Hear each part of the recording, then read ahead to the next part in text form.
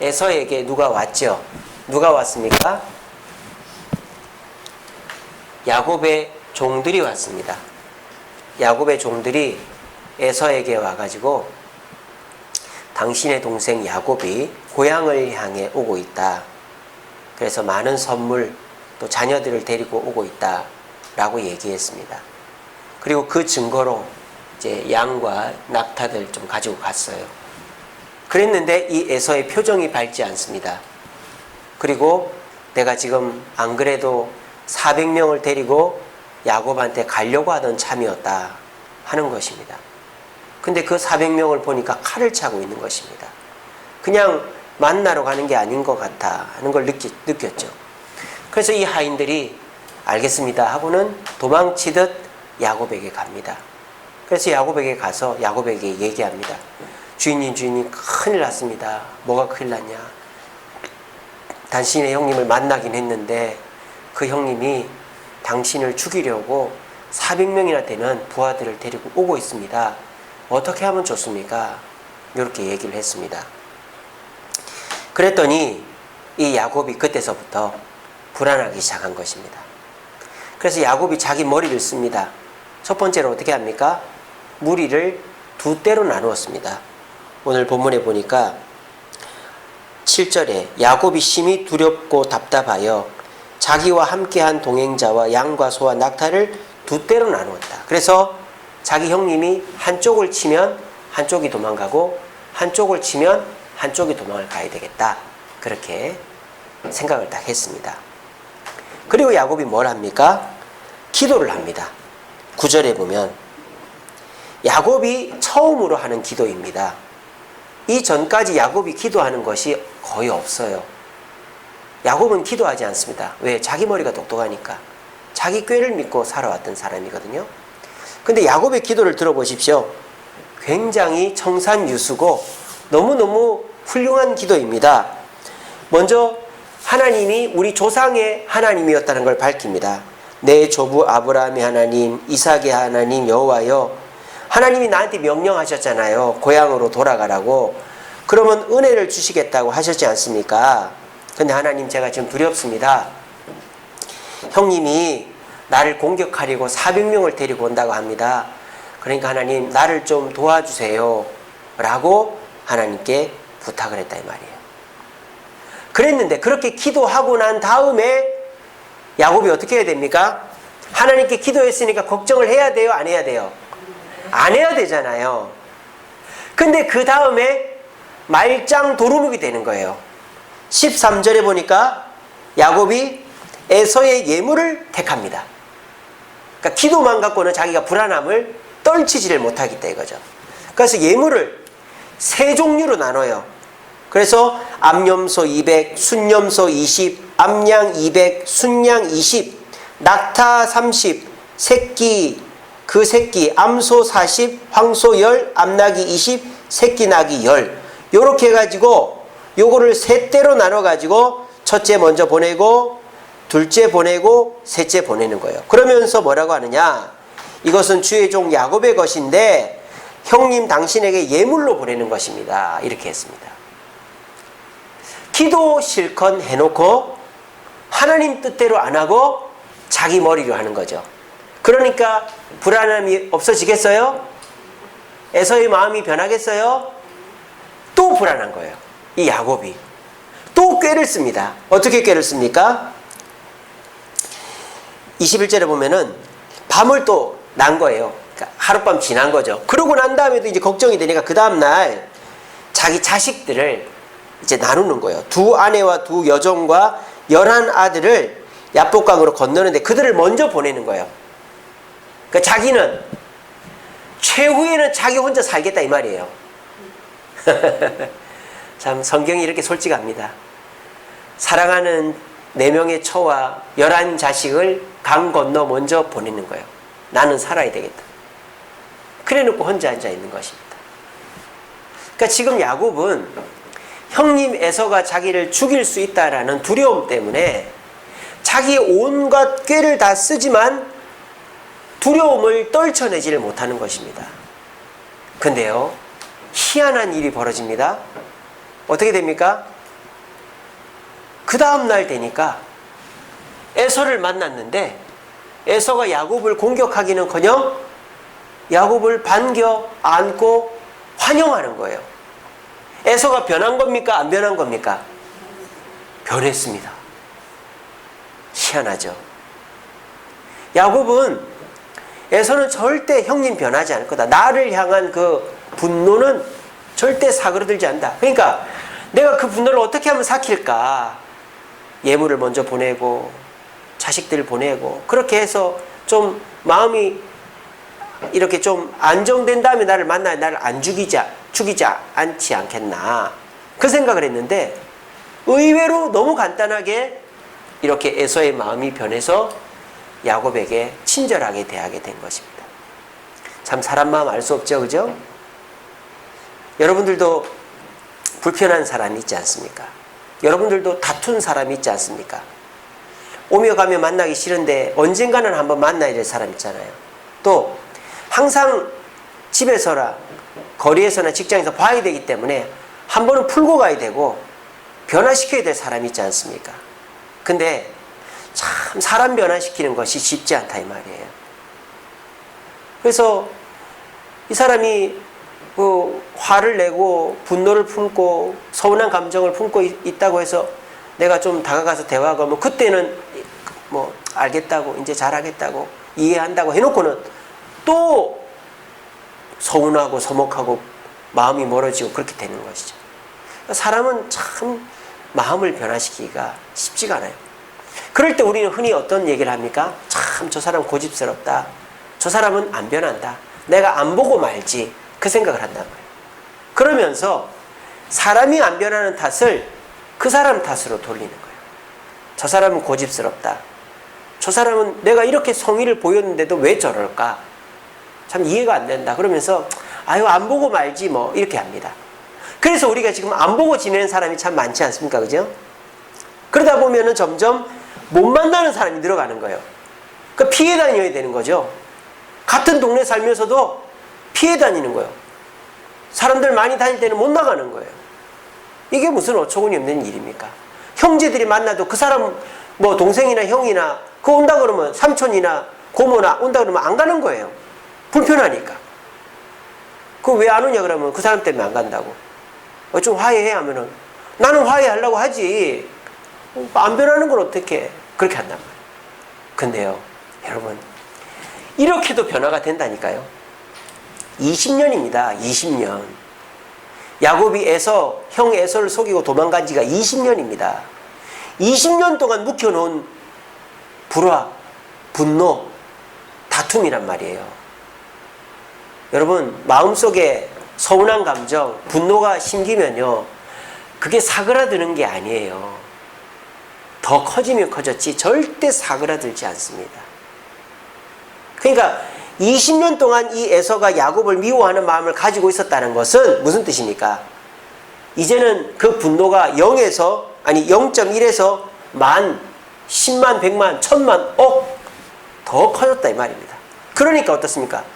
야곱이 온다는 소식을 들음과 동시에 자기 부하 400명을 데리고 길을 떠나지 않습니까? 그 야곱은 직감을 한 거죠. 형님이 날 죽이러 오는구나. 여러분 20년입니다. 야곱이 에서를 변화시키려고 노력을 하진 않았겠지만 20년 지나면 좀 좋아졌겠지 생각했지만 에서는 전혀 변하진 않았어요. 그러니까 이 야곱은 아무거나 하는 거예요. 불안하니까. 여러분 불안한 사람이 하는 말을 고지 들으면 안 돼요. 내가 이것 좀 해볼까? 여기 좀 가볼까? 내가 이거 하면 좀 편할 것 같은데 그냥 그 말은 불안해서 아무 말이나 하는 겁니다.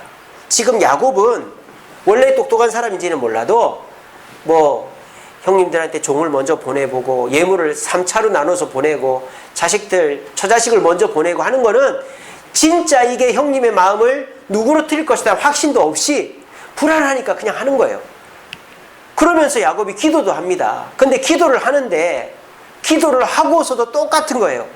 그러니까 그 불안함이 해소가 안 되고 변화가 안 되는 거예요.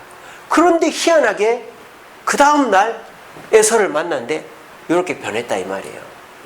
그러므로 저와 여러분들도 불편한 사람, 다툰 사람, 5년, 10년 안 보고 지낸 사람도 이 야곱처럼 하면 다시 보고 화해하고 더 좋은 관계가 되어질 수 있습니다.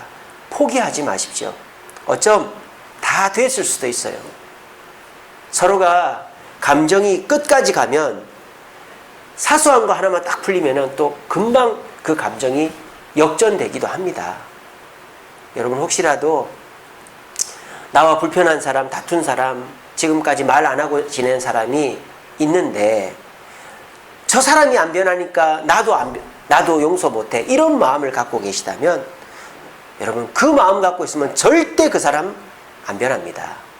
그래서 오늘 말씀 잘 들어보시고 야곱처럼 해서 여러분들도 절대 안 변할 것 같은 그 사람을 변화시켜서 모두와 평화하고 모두에게 사랑받는 그런 편하게 좀 사는 저와 여러분들 되시기를 간절히 바랍니다.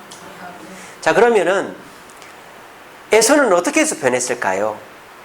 그 밤에 야곱이 처와 자식들을 야복강을 먼저 건너 보내고 그 밤에 도대체 야곱에게 무슨 일이 일어났기에 에서가 변했을까요? 그 밤에 야곱에게 어떤 일이 일어났죠? 어떤 일이 일어났죠? 하나님과 씨름을 했습니다. 우리나라처럼 삿바잡고 하는 건 아니고 레슬링을 한 거죠. 쉽게 말하면 레슬링 자세 아닙니까? 힘겨루기를 하는 거예요. 근데 이 야곱은 직감적으로 이분이 하나님이라는 걸 알았어요. 그리고 야곱은 지금까지 누구를 붙잡아 본 적이 없습니다. 여러분 야곱이 누구를 붙잡았다고 보신 적이 있습니까? 물론 태어날 때 형님 뒷다리를 붙잡고 태어나긴 했지만 야곱이 태어나서는 자기 머리만 믿고 살았지 누구를 붙잡은 적이 없습니다. 그리고 야곱은 어떻게 합니까? 항상 요리조리 피해 다녔어요. 형님을 피해 다닙니다. 아버지를 피해 다닙니다. 가족을 피해 삼촌한테 갑니다. 삼촌을 피해 다닙니다. 삼촌 자식들을 피해 다닙니다. 또 삼촌 몰래 도망을 칩니다. 그리고 자식들을 보내고 재물을 보내고 종을 보내고 혼자 남아있는 거예요. 야곱은 지금까지 누군가를 붙잡아 본 적이 없어요. 근데 지금은 붙잡고 있습니다. 왜? 이분이 나를 도와줄 분이라는 확신이 있기 때문에, 이분이 하나님이라는 확신이 있기 때문에. 그래서 이분이 나타나자마자 야곱은 말도 안 하고 붙잡고 막 늘어지고 있는 거예요. 그런데 자기가 이길 수 있습니까? 못 이기니까는 이 하나님께서 야곱의 이 엉치뼈를 때려가지고 여기를 다치게 한 거예요. 그러니까 이제 이 쩔뚝쩔뚝 하는 거죠. 그래도 이 야곱이 안 놓는 거예요. 그러니까 하나님 보실 때는 야, 요놈 봐라, 요놈 변했네, 이렇게 된 거예요. 왜? 야곱이 지금까지 누구를 붙잡아 본 적도 없지만 지 몸 아프면은 아야 하고 왜 때려요 하고 놓고 지 머리를 쓸 줄 알았는데 끝까지 놓지 않는 거예요. 그리고는 하나님이 물어봅니다.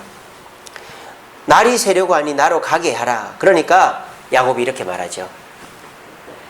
당신이 나에게 축복하지 아니하면 안 가게 하겠다라는 거예요. 그러니까 야곱은 이 사람이 이 존재가 하나님이라는 걸 직감했던 거예요. 그래서 야곱은 지금 이분을 붙잡고 놓지를 않고 있는 것입니다. 이것이 야곱을 변화시킨 것입니다. 지금 야곱은 변하고 있어요. 자, 지금 야곱은 자기가 변해야 되겠다는 생각을 하고 있을까요? 없을까요? 그런 생각 없어요. 지금 오직 내가 살아야 되겠다는 생각밖에 없어요. 뭐 내가 이분이 천사 같으니까 붙잡고 내가 변해야 되겠다. 그래 형님도 변하겠지. 이런 생각하는 게 아니에요. 그냥 내가 살려고 붙잡는 거예요. 살려고 이 천사를 붙잡고 있는 거예요.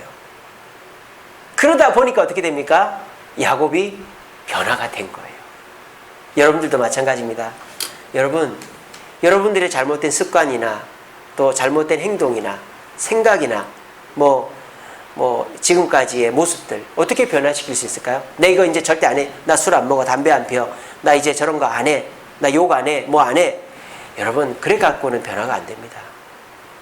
우리 그리스도인, 최소한 그리스도인이라면 우리는 어떻게 해서 변화되어야 됩니까? 하나님께 나오면 변화가 됩니다. 지금 여러분들 교회 나왔죠? 여러분들은 지금 변화되고 있는 거예요. 운동을 합니다. 물론 운동을 할 때 건강해지려고 운동을 하죠. 근데 여러분, 건강해지려고 운동하는 사람은 운동 못해요. 제가 오늘도 운동하고 왔습니다. 러닝머신을 40분을 뜁니다. 40분을 이제 뛰는데 얼마나 그게 힘들지 몰라요. 지겨워요. 그래서 내가 건강해져야지 하면서 40분을 못 뛰어요, 여러분. 그럼 어떻게 뛸까요? TV 보면서 뛰는 거예요, TV 보면서.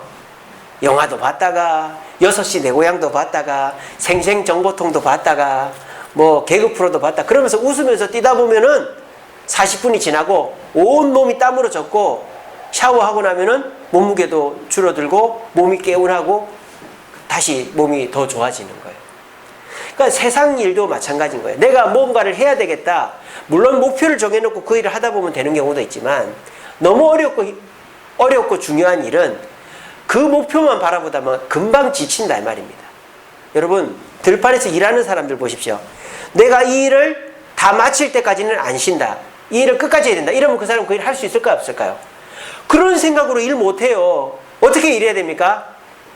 노래하면서 일을 해야 돼요. 노동요를 불러가면서 새참 먹어가면서 일을 해야 돼요. 아무 생각 없이 일을 해야 되는 거예요. 그러면 일이 끝나 있는 거예요. 무슨 말인지 알겠습니까? 내가 변화해야 되겠다라는 생각을 하고 하나님을 붙잡으면 되는 게 아니라 그냥 하나님께 나오는 겁니다. 그러면 하나님이 나를 변화시켜 주시는 거예요. 그래서 야곱이 지금 내가 변화해야 되겠다 이게 아니라 내가 살아야 되겠다 이 생각밖에 없어요. 내가 살아야 되겠다.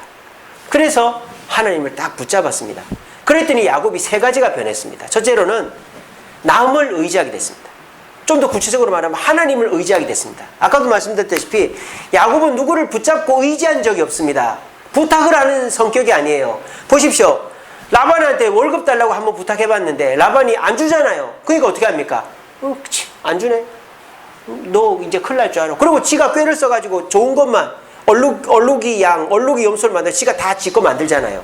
야곱은 누구한테 부탁하는 성격이 아니에요. 그냥 지가 다 알아서 하지. 근데 지금은 엉치뼈를 때려서 절름발이가 돼도 하나님을 붙잡고 안 놓는 겁니다. 여러분들에게 이런 열정이 있습니까? 교회 몇 번 나와보고 기도 몇 번 해보고 안 되니까 에이 저 사람한테 부탁해봐야지. 뭐 내가 전에 했던 대로 해봐야지. 그러면 안 되는 거예요. 제가 아까 말씀드렸죠. 야곱이 기도를 이전에 했습니까? 안 했습니까? 했잖아요. 보셨잖아요. 하나님께 아주 멋들어진 기도를 했죠. 나의 아브라함의 하나님, 아버지 이삭의 하나님, 제가 고향으로 돌아오면 축복해 주시겠다고 했잖아요. 근데 하나님, 형님 날 죽이려고 하네요. 나를 살려주세요. 그런데요, 하나님이 여기에 대해서 대답을 하셔요, 안 하셔요?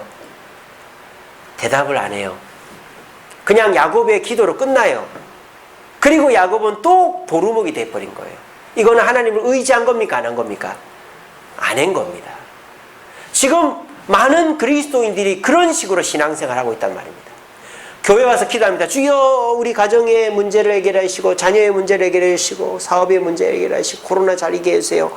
해놓고는 다시 다 짊어지고 가는 거예요. 집에 가서 야 너 공부 똑바로 해라. 여보 돈 좀 벌어와. 아이고 코로나 때문에 여기도 가지 말고 저기도 가지 말자. 실컷 기도해놓고 또 걱정하고 앉아있는 거예요. 그게 지금 야곱이 한 기도나 똑같다 이 말입니다. 근데 기도해놓고 또 걱정하니까 안 되잖아요. 그러니까 야곱은 이제는 방법이 없다 하고는 나를 축복할 때까지 안 놓겠다고 하는 것이죠. 여러분 이게 하나님을 의지하는 겁니다. 대충 기도 한번 했다고 하나님 다 아시겠지. 그거 아니라고 제가 지난주에도 설교했지 않습니까? 하나님 아시겠지 하고 넘어가면 안 돼요. 오늘 야곱은 뭐가 변했느냐? 내 생사 여탈권이 하나님께 있다라는 것을 이제는 부인하지 않고 하나님이 나에게 축복하지 않으면 나는 보내지 않겠다. 그리고 하나님만 의지하는 내 지혜나 내 방법이나 경험은 다 내려놓고 하나님을 먼저 의지하는 마음을 가졌더니 야곱이 변화가 되었다는 것입니다.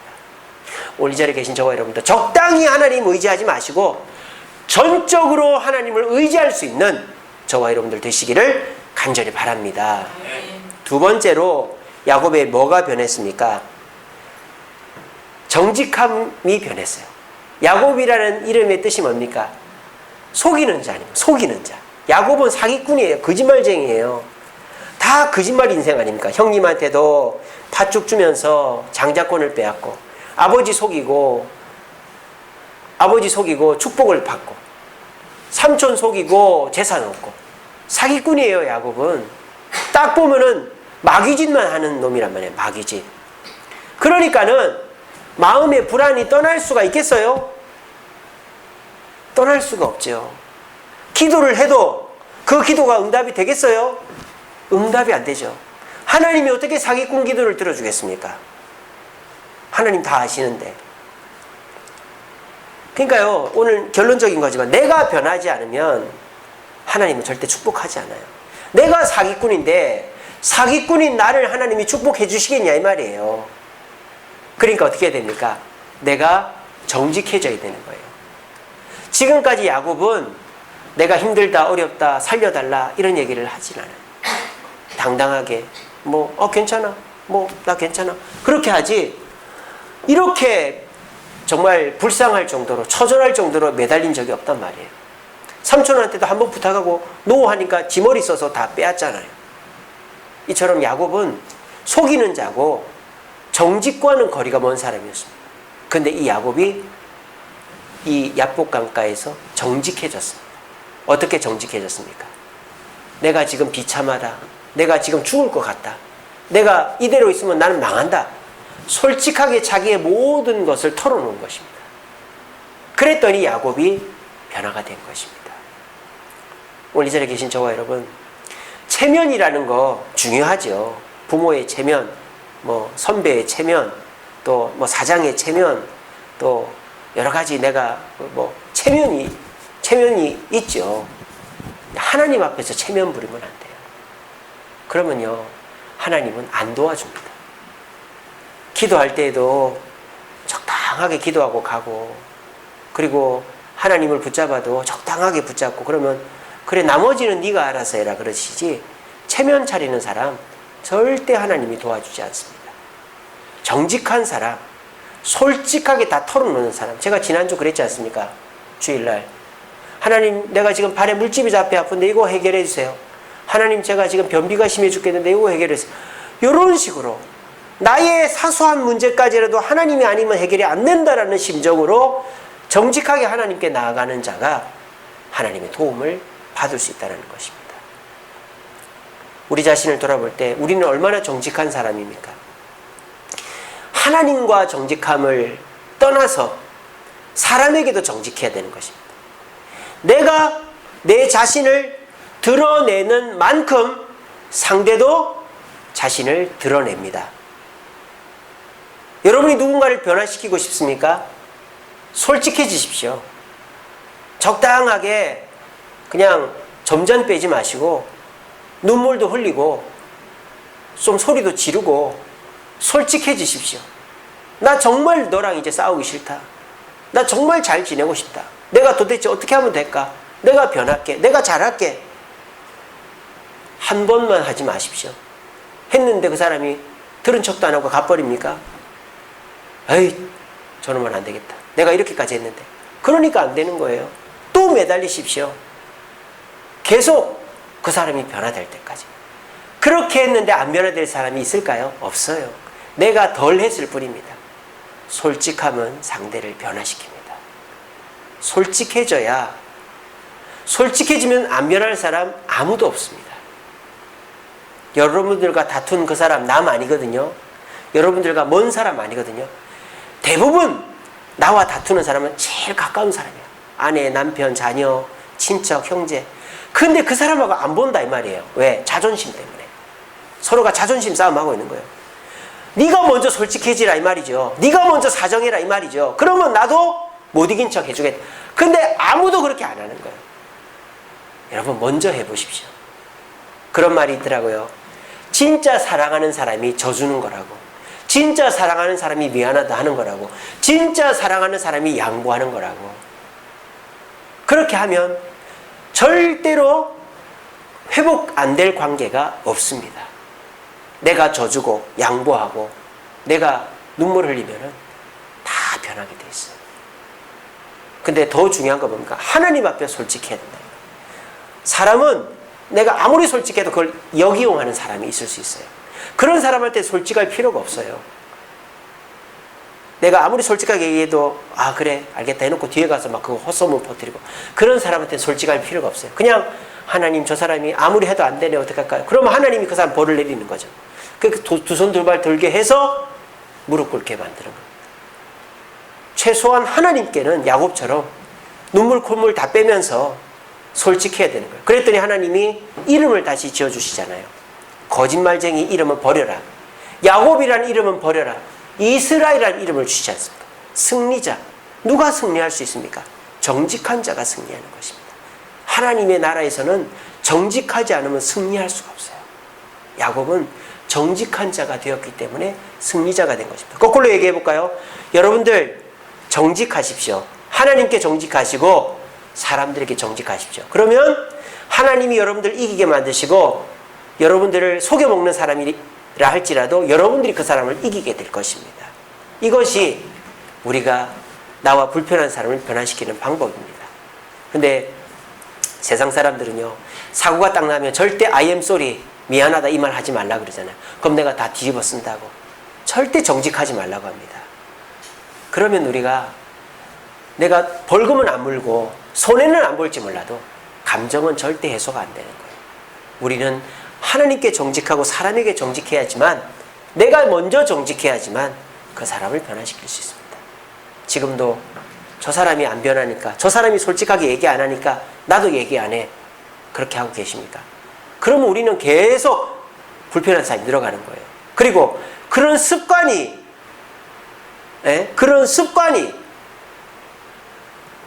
계속 나하고 잘 지내던 사람도 불편하게 만들어버리는 거예요. 그럼 우리는요, 나이가 들면 들수록 우리 주변에 가까운 사람이 점점 줄어가는 거예요. 만나고 싶어도 만날 사람이 없는 거예요. 외톨이가 되는 거예요. 왜? 내 습관 자체가 솔직하지 못하고 불편한 것이 있으면 그냥 안 보면 그만이지 이렇게 해버리고 그러면은 그런 습관을 내가 갖고 있잖아요. 그러면은 아무리 좋던 사람도 한두 번 싸울 수 있단 말이에요. 싸우고 나면 그 사람 안 보는 거예요.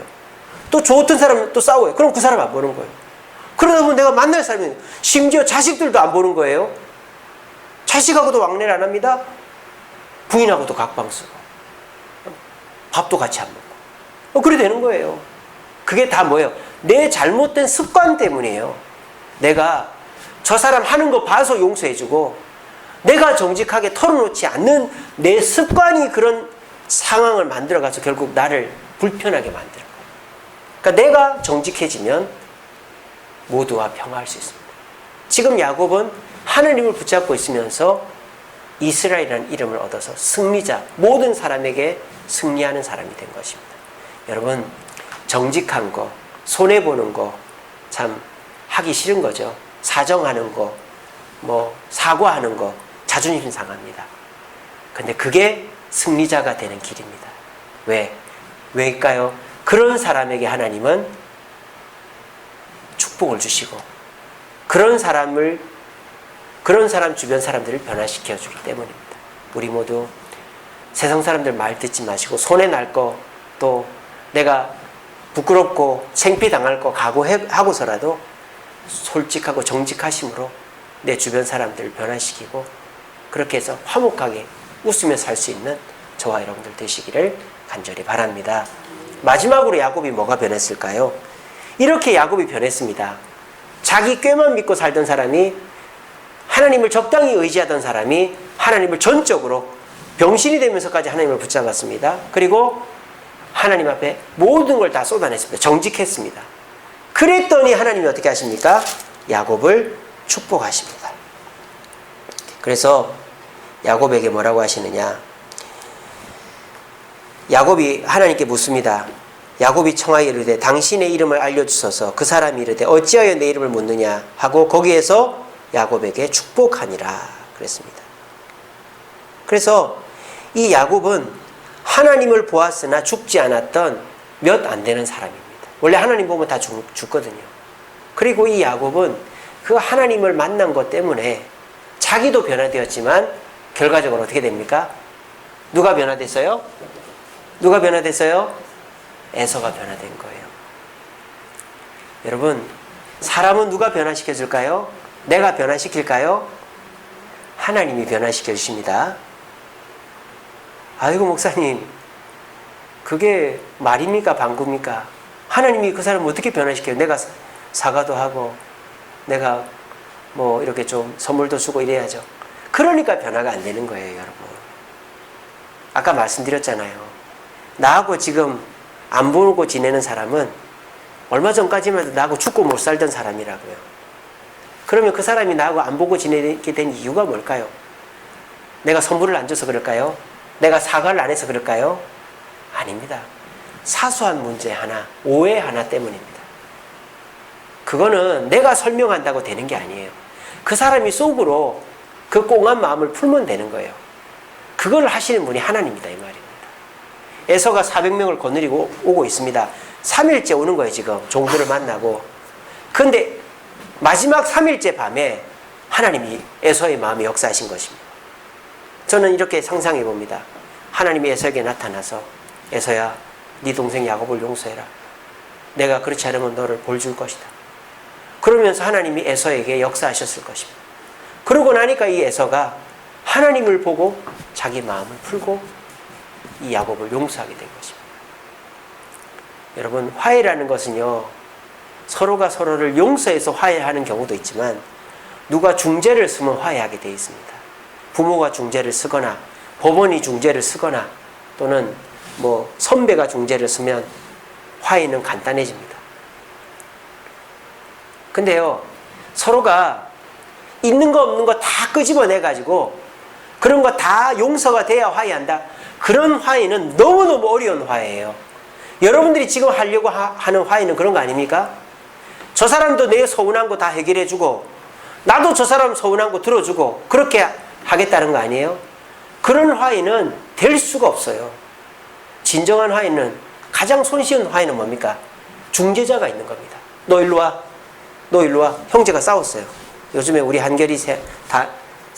한결이하고 다한이하고 맨날 싸우거든요. 그러면 집사람이 불러가지고 얘기를 듣습니다. 그리고 얘기를 해줍니다. 근데 집사람의 말이 한결이도 기분 나쁘고 다한이도 기분이 나쁘죠. 근데 엄마가 얘기하니까 그걸 받아들일 수밖에 없는 거예요. 근데 그거를 받아들이면서 어떻게 합니까? 자신의 그 서운한 감정을 그냥 털어내버리는 거예요. 그러면요, 예전처럼 돌아갑니다. 제가 아까 말씀드렸죠. 사람이 다투는 문제는요, 복잡한 문제가 아니에요. 서운한 감정 그거 하나예요. 근데 그거를 서로가 보상을 해서 털어주겠다. 그렇게 하면 안 되고, 내가 털어버려야 되는 거예요. 내가. 그러니까 내가 저 사람 마음을 편하게 해줘서 저 사람이 나를 보고 털어버리는 게 아니라 그냥 내가 털어버려야 되는 거예요. 내가. 그냥 저 사람이 뭐 저러든 말든 내가 용서해주자. 이러면 간단한 거예요. 그걸 누가 할 수 있느냐? 하나님이 하실 수 있단 말이에요. 하나님이 딱 중재를 서주시는 거죠. 그럼 하나님은 이런 중재를 누구에게 서주시는 걸까요? 먼저 변화된 사람에게 을 위해서 중재를 서주신단 말이에요. 여러분들이 오늘 금요 기도회를 나왔습니다. 오늘 말씀을 들었습니다. 말씀을 듣고 보니까 나하고 다투고 불편하고 안 보고 지내는 사람들, 지금까지는 저 사람이 나한테 이러이러하게 사과하고 이렇게 하면 내가 잘 지내야지 이렇게 생각했는데, 내가 하나님을 전적으로 의지하고 솔직하게 하나님께 털어놓으면 하나님이 나를 보고 그 사람의 마음을 움직이시겠다 하는 말씀을 들었단 말이에요. 그래서 여러분들 기도합니다. 주여, 내가 변하겠습니다. 하나님, 나를 좀 도와주세요. 하나님, 내가 주님 도움이 없으면 안 됩니다. 나는 정말 이제 망할 것 같습니다. 주님, 나를 도와주세요. 내가 변하겠으니 내가 뭐가 변해야 될까요? 내가 변할 테니까 정말 내 남편, 아내, 자식, 부모, 형제 변화시켜주세요. 그렇게 하면 하나님이 그 기도를 들으시고 여러분 남편, 아내, 자녀에게 가는 거예요. 그래서 그 사람 마음속에 역사하시는 거예요. 뜬금없이 생각이 나는 거죠. 엄마 생각이 나고 아내 생각이 나고 형, 누나 생각이 나면서, 그래, 그래도 내 아내인데, 내 남편인데, 내 자녀인데, 내 형인데, 누나인데 내가 지금까지 너무했어. 그래, 잘 지내야지. 그런 마음으로 하나님이 역사하시는 거예요. 그리고 뜬금없이 전화가 오는 거죠. 야, 뭐해? 나 집에 있어. 한번 만날까? 만나는 거예요. 근데 그 만남의 자리에서 내가 변화되지 않은 상태로 가면 어떻게 됩니까? 상대방이 누그러진 마음으로 화해를 청하러 왔는데 내가 안 변해져 있으면 그 화해 현장은 깨지는 거예요. 근데 나는 이미 오늘 금요기도에 와서 기도하고 변하기로 다짐을 했잖아요. 근데 그 밤에 하나님이 내가 불편한 사람의 마음에 역사하셨단 말이에요. 그래서 그 사람과 만났단 말이에요. 그러면 나도 변화된 마음으로 만났고 하나님이 그 사람의 마음에 역사하셨으니까 어떻게 됩니까? 서로가 화해가 이루어지는 것입니다. 이게 남을 변화시키는 방법이다라는 거예요. 그렇게 하면 안 변화될 사람이 없습니다, 여러분. 이거는 진리입니다. 그렇게 해보십시오. 그렇게 해서 지금부터 여러분 새로운 사람을 사귀려고 하지 마세요. 새로운 사람 사귀는 게 얼마나 시간과 돈과 정성이 많이 듭니까? 그러지 마시고 전에 사귀었던 사람인데 불편해서 지금 뜸한 사람을 다시 회복하는 연습을 해보십시오. 내가 변화되고 그리고 하나님께 기도해. 하나님, 내가 변하겠으니 그 사람과 다시 만나서 화해하게 도와주세요. 끈을 자리를 마련해 주세요. 중재를 서주세요. 이렇게 하는 거예요. 그러고 기다리면 그 사람이 뜬금없이 연락이 올 겁니다. 그러면 내가 욕을 먹더라도 면박을 당하더라도 내가 사과하고 정직하게 하고 잘 지내지. 그러고 딱 만나면 그 사람하고 친해지고. 그러면 둘도 없이 죽고 못 사는 사이가 다시 되는 것입니다. 그렇게 싸웠던 남편하고 죽고 못 사는 사이가 되고, 그렇게 싸웠던 자녀하고 죽고 못 사는 사이가 되고, 그렇게 안 보고 지내려고 했던 부모 형제하고 죽고 못 사는 사이가 되는 거예요. 이게 진짜 사람 사는 재미 아니겠어요? 근데 요즘 사람들은 그런 재미를 몰라. 그냥 불편하면 안 보고 그냥 나 혼자 살고, 그러니까 우울증 오고, 그러니까 만날 사람이 없는 거예요. 집에서 TV 채널이나 돌리고 앉아 있는 거예요. 그리고 그런 습관이 있으니까 잘 지내던 사람과도 또 틀어지고 또 틀어지고 또 틀어지는 거예요. 여러분, 그런 인생은 재밌는 게 아무것도 없습니다. 우리 말씀 읽고 마치겠습니다. 시작. 이를 행하며 가르치는 자는 크다 일컬음을 받으리라. 아멘. 마태복음 5장이 여러분 뭔지 아시죠? 심령이 가난한 자는 복이 있나니 뭐가? 천국이 저의 것이며 애통하는 자는 복이 있나니 저희가 위로를. 팔복입니다. 산상본 서두 팔복. 팔복 제일 끝에 이게 나오는 거예요. 팔복도 어떤 자에게 임한다? 내가 먼저 행하는 자에게 임한다 이 말이에요. 지금 제가 여러분들한테 설교합니다. 이 설교를 듣고 행하는 자가 설교의 복을 받는 거예요. 근데 듣고 말면 그냥 그 사람은 알기는 아는데 은혜나 복은 못 받는 거예요. 오늘 저는 내가 변해야 남이 변한다는 말씀을 전해드렸습니다. 한 제자가 있었습니다. 스승님 좀 똑바로 가르쳐 주십시오. 제가 스승님 밑에 10년을 있었는데 왜 저는 스승님만큼 실력이 안 늡니까? 스승님 좀 똑바로 가르쳐주세요. 그랬단 말이에요. 그러니까 그 스승님이 오늘 밤에 날 따라와라. 그래서 저 아랫마을 동네에 아들 부잣집에 갔어요. 그 집은 아들이 11명입니다. 그리고 그 집에 소가 한 마리가 있어요. 근데 이 스승님이 몰래 가가지고 그 집에 소를 훔쳐와 버린 거예요. 그래가지고 이 제자가, 아이 스승님 미쳤어요. 왜 남의 집에 소를 훔쳐가요? 저 집이 잘 사는 집도 아닌데 소 한 마리 있는 집에서 소를 훔쳐가면 저 집은 일은 어떻게 합니까? 잔소리하지 말고 끌고 가자. 그 자기 이제 그 스승님하고 같이 사는 집을 가져갔어요. 그리고 이제 열심히 수련을 하고 어느 날 이제 얼마 지나고 1, 2년 지나고 내려가 봤더니 세상에 그 가난하던 집이 부잣집이 되어 있는 거예요. 그래서 동네 사람들한테 물어봤죠. 아니 이 집 가난하던 집 아니냐고. 맞다고. 근데 왜 이렇게 부잣집이 되어 있냐고. 소를 잃어버린 다음부터 부자가 됐다고. 아니 소를 잃어버렸으면 거지가 돼야지 왜 부자가 됐냐고. 소를 여러분 짐작 되십니까? 권태봉 권사님 어떻게 해서 부자가 됐을까요? 제가 힌트를 드렸는데 그 집에 아들이 몇 명이다? 11명. 그 아들들이 다 뭐만 보고 있었을까요?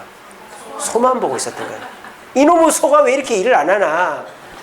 그러니까 다 소한테 일을 시키고 자기들 일을 안 하는 거예요. 남탓만 하고 앉아 있는 거죠. 그 그거를 이 스승님이 동네 갈 때마다 알고 있었던 거예요. 그러면서 저 집은 저 소 때문에 망한다. 저 소 때문에 망한다. 그 자기 제자가 그 아들들하고 똑같은 거예요. 남 탓만 하고 있는 거예요. 그래서 그 집에 소를 끌고 와버리니까 이 아들들이 뭐 의지할 데가 없으니까 열심히 일을 하니까 그냥 부자가 돼버린 거예요. 문제는 내 안에 있다 이 말입니다. 내 안에. 내가 변하고 내가 변하면 남이 변합니다. 근데요, 하나님 앞에서 내가 변해야 되는 거예요. 아까 말씀드렸죠. 내가 운동해서 건강해져야지. 안 되는 거예요. TV라도 보면서 뛰어야지 40분을 뛰는 거예요. 내가 이 넓은 천평 논 다 심어야지. 이런 거 못 심어요. 노래 부르고 새참 먹고 막 그렇게 막 농담 따먹기 하다 보면 어느새 뭐를 다 심어 놓은 거예요. 여러분, 내가 뭔가 의지를 갖고 할 수 있는 일을 한계가 있습니다. 우리가 저 사람 변화시켜야 되겠다 하기보다 하나님 앞에 나오는 겁니다. 그리고 하나님께 기도하는 것이고 솔직하게 하나님 안 도와주면 난 죽는다. 그러면서 하나님 의지하고 정직하고 솔직하면 하나님이 축복해 주시면서 나를 변화시켜 주시고 그때에 내가 불편한 사람들에게 내가 생각나게 해서 그 사람이 나를 만나게 하는 거예요. 그럼 변화된 상태에서 그 사람 만나면 화해가 돼요. 그러면 한번 싸웠다가 다시 화해하면 더 좋은 관계가 되어지는 것입니다. 이게 남을 변화시키는 겁니다. 여러분, 내가 변해야, 따라해봅시다. 내가 변해야 세상이 변한다. 내가 먼저 변하겠습니다. 옆 사람한테 얘기합시다. 내가 먼저 변하겠습니다.